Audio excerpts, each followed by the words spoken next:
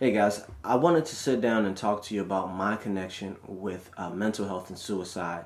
As you know, I made a film, Talk Me Off the Ledge, that speaks to the stigma of suicide. But I wanted to kind of let you know my connection to suicide and mental health because this is what motivated me to make the movie. First, I want to say that mental health in our community is very important. Suicide is the 10th leading cause of death in America, and I believe through the ages of like 16 and 35, it's a top three cause of death, which means it's prevalent in America. And so because of that, I believe it's up to us as a community to help support our fellow man as it relates to their mental health and their rehabilitation. Um, so for me, my mental health experience or my experience with suicide starts in middle school for me. I had gone to a school where most of my friends from elementary school went to another school, and I found myself kind of adjusting to a different way that people did things. Um, and so in that, I felt a lot. I felt alone a lot. I got teased, um, and in the same breath, or at the same time, at home things weren't as good as they could have been. Um, and so because of that, over time, that weight began to fall on me more. I'm feeling like I didn't have anyone to talk to. I just felt depressed and alone, and like my life was meaningless, and that it wasn't going to get any better, and I was just on a slow decline. Over my seventh grade year, after being teased and after being made fun of, what happened for me was I began to just feel more and more sad and more depressed, um, and basically really couldn't handle it. And this is around the time of Columbine, where people were, shooting up their schools and things of that nature. And I remember, I don't know why I've never forgot this, but I remember hearing people make jokes about how I was going to shoot up the school, and then kill myself. And they used to joke, oh, like they need to leave me alone, or people would joke saying, oh, you better leave Jerod alone because one day he's going to shoot up the school. Um, and looking back at it, it lets me know how bad things were for people to notice that I was being targeted and being bullied, and their response was completely insensitive. And when the day started and when people were around, it was me putting on a brave face to say, everything's fine, everything's cool, I'm doing okay, because I didn't know how to be authentic, and I didn't know that there was a safe place for me to express my concerns about my life and my emotional state, because all I had seen is that people got made fun of. It was demonized for people to, want to be suicidal. This is around the time of Columbine, and so people had shot up their own schools and killed themselves, and so in that instance, people weren't necessarily understanding how to be people didn't understand how to be understanding of people dealing with mental health issues, how to rehabilitate them. And because of that, and especially in middle school, I didn't know how to be vulnerable or think it was good to be vulnerable about my emotional state because I felt like it would make me a bigger target and it would do more harm than good at home and at school. I remember that there was a period, I think it was a 3-day period, where I would come home from school feeling like, you know, I'm at the worst place I've ever been in my life, and it's only gonna get worse, and I can't take it, those types of things, and I had begun to think about killing myself. I began to think about the constant, like what would happen if I killed myself, how the people around me would feel, and then I began to just like um, think about what that would mean to me if what would happen after I died from an afterlife perspective. Um, and so what kind of made me hesitant was I was thinking at the time, like, if I kill myself, I'll go to hell because I heard someone say that once. and I don't want to go to hell, so I don't want to kill myself, but I don't want to be here. And so I was fighting with that internal war, and beginning to think, well, where I am now is hell. That I would come home, sit in my room, and think about killing myself. And I would go through the process of, I would do this activity, I would do that activity to do it. And my parents would find me in the morning, and maybe I'll write a note, and then I can blame them, or I can blame people at school about my issues. And I really felt like that was the only way to get out of the situation I was in. I felt like there was no escape. I couldn't change schools. I couldn't talk to anyone about it. I felt like I was just stuck to suffer for the rest of my life.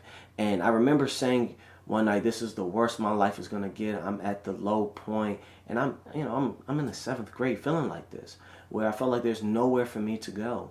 And so I was just overwhelmed with the fact that I felt like there was nothing that was going to make my life better.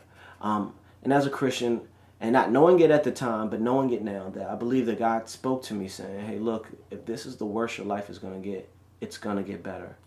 And so from that day, I said, okay, well, if I go to a church, I'm going to take this Christianity thing serious to see if it's real. And I was like, okay, I'll do that. And through, taking my life, finding hope in my life, and doing that, and reading the Bible, and taking it serious, my life began to shift. Whether it was just the way I looked at the world, or it was actual supernatural intervention, my life changed. And so over a course of some time, I began to move beyond wanting to want to kill myself, and those desires went away. From there, began to just kind of live my life as a normal person until I became an adult. And I had a family member who was dealing with suicidal thoughts, and she was in and out of the hospital. I believe she was getting counseling and things of that nature. And so I began to view her experience, and it made me think about my own experience, and begin to see, the care that is associated with people who are suicidal, that let someone know that they're having those issues. That was my first time experiencing or seeing what is the right way to handle having suicidal thoughts, and when you don't want to kill yourself, or you're struggling with wanting to or not wanting to kill yourself. And that is, you get a doctor, you check yourself into a hospital, you call someone, you call the Association for Suicide Prevention hotline. You call people to help you from falling deeper into a pit. And you talk to people. But fast forwarding even into this year, I began to have my own mental issues. My life had kind of taken a turn. Things had gotten harder for me at work and at home. I think I had injured my back. I had less personal time to recover because I had just had a baby. And things had just gotten extremely difficult for me from a day-to-day basis to live my life. I remember that there was a night that I got home, and I was just very frustrated with my day. We were sleep training my son, so he was crying for about 45 minutes, I think, maybe close to an hour. And so I wanted to do something for myself to make me feel better, and so I think I was gonna fix some cookies. I don't remember what it was, but it was I was like, okay, I'm frustrated, I'm upset. I'm gonna do this one thing, and hopefully it'll turn my day around, or at least give me some comfort.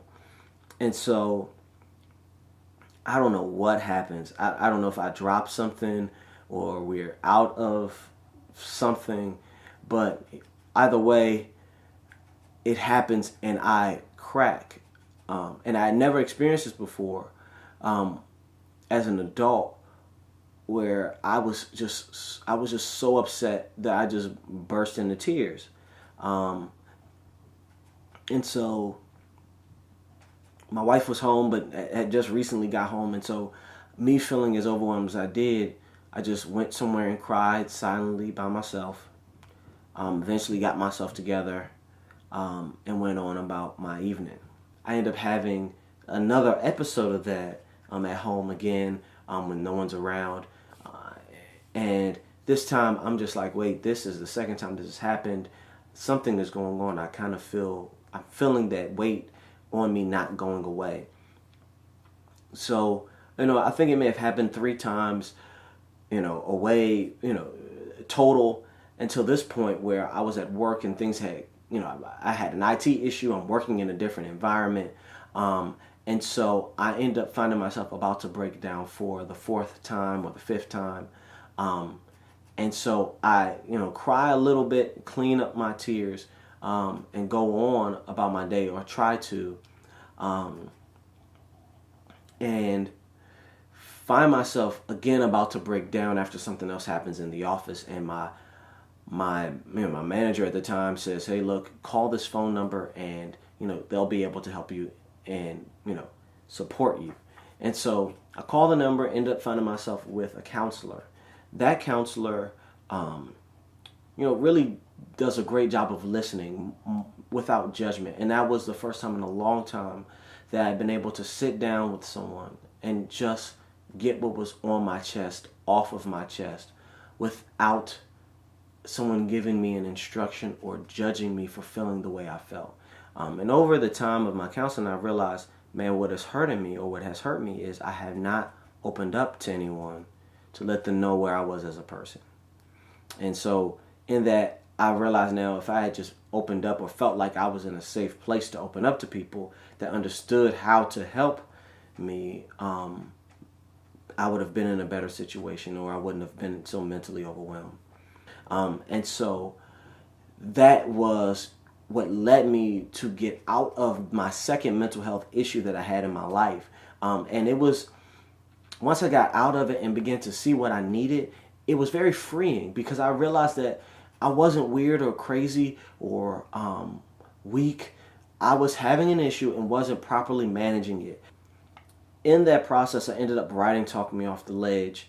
I think I ended up writing it after the incident with my family member, and while editing and finishing up Talk Me Off the Ledge, I had my own, the adult mental health issue. But in that, I realize now that mental health is prevalent. And when I talk to people about the film, they tell me, that I've dealt with it, or I know someone who dealt with it, and it's interesting. And so my hope is that through the film, you see that as a community, mental health is important. And it's up to us as people of the community to support our fellow man with mental health issues. It's not to be made fun of. It's not to be judged. It's not to be looked down upon. We all have issues and we all have problems. We deal with them differently and we respond to them differently. But we all, by and large, have our own issues, and we all need support in different ways. So, again, as always, thanks for sitting down with me, and I hope to catch you in the next video.